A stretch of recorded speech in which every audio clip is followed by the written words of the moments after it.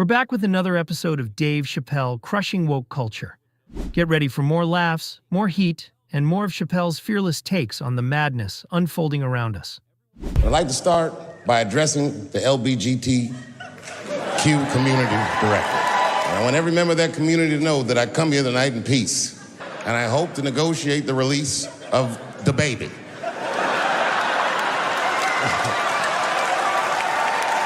The baby was the #1 streaming artist until about a couple weeks ago. He took a nasty spill on stage and said some wild stuff about the LGBTQ community during a concert in Florida. Now, you know I go hard in the paint, but even I saw that shit and was like, God damn, the baby. Ooh, he pushed the button, didn't he? He pushed the button, punched the LGBTQ community right in the AIDS. Can't do that.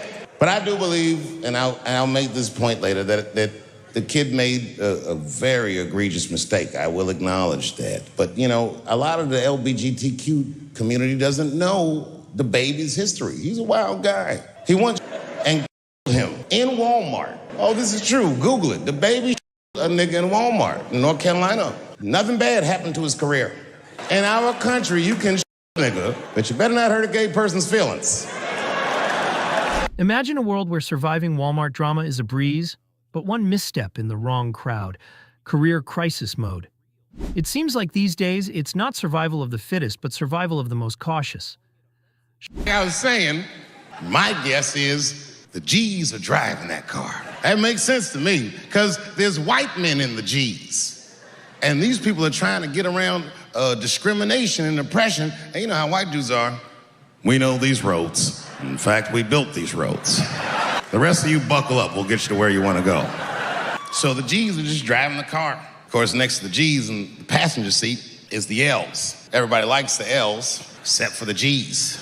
I don't know what that's about. I just know the G's don't like them that much. The G's always say like little subliminal digs on them. It's not mean, but you know what I mean? They just be like, I wouldn't wear that. The only thing that breaks the tension between the L's and the G's are the B's in the back seat. If it's one thing that the L's and the G's agree on, is that the B's are gross. They seem greedy to the L's and the G's, you know what I mean? They're just sitting in the back seat like, yeah, man, I'll anybody in this car. What's going on, man? And sitting next to the B's, all the way in the back seat by themselves, looking out the window, that's the T's. Everybody in the car respects the T's, but everyone also resents the T's. It's not the T's' fault, but everyone in the car just feels like the T's are making the trip take longer. Anything the T's say gets on everybody's nerves. And then the T's don't even say anything bad. They just be in the back talking to themselves. I'm hot. Shut up. Shut the up, okay? What? Just said I was hot. Could you pull over at the next exit? I need to use the restroom. There is not a restroom for you for 4 states, nigga. Will you just shut the up so we can get where we're going? And just when that car can't get any more tense, the Q's are a hitchhiker that they pick up on the road. Some white dude in booty shorts is walking down the freeway.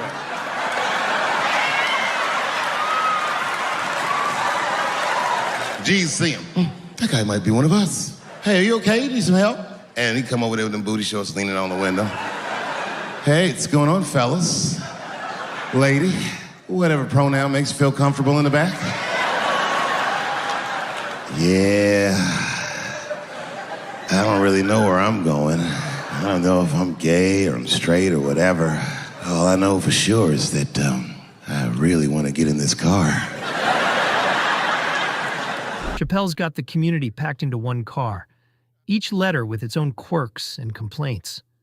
Allies? Sure, but they're squabbling all the way. Somehow, even unity can feel like a bit of a bumpy ride. It's like that white black bitch that's in the news all the time. Rachel Dolezal.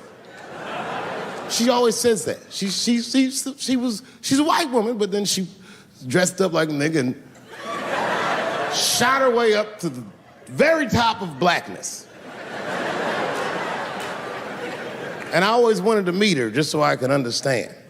I just wanted to like have dinner with her so I could just look in her eyes and call her a nigger to her face. talking about? I identify black. That is trans talk, ladies. Stop biting. Stop biting. There's a big difference between her and a trans. The difference between her and a trans is I believe transgenders. I don't understand them either, but I know they mean what they say. Them niggas cut their dicks off. That's all the proof I need. I've never seen somebody just throw their dick away. Don't need it. It's like showing up at a cookout, claiming your family without bringing a single dish. As Dave sees it, some things just don't work by dressing the part. If you want a seat at the table, you'll need more than just a new look and a convincing story. On network television, they have a department that's called Standards and Practices. This is the department that tells you what you can and cannot say on television. And if you're doing your job well, you should never hear from them.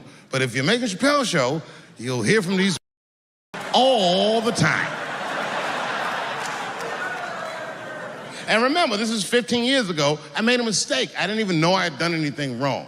I had written a sketch that had the word in it.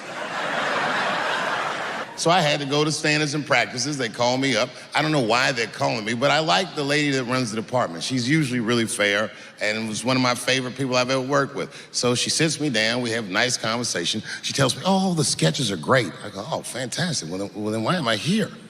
She said, because, David, there's no way that you can ever say the word on our network. I didn't know I did anything wrong. I didn't try to defend myself. I said, all right, take it out. Have a good afternoon. And as I was leaving, it occurred to me, hey, Renee, quick question. It's just a question. Seriously, I want to know, like, why is it that I can say the word with impunity, but I can't say the word? And she said, because, David, you are not gay. I said, well, Renee, I'm not a nigger either. Now that's flipping the script. They told him one word was off limits, so Dave hits them with the ultimate comeback, exposing the double standard in one line flat. There's a problem in that feminist movement, isn't there?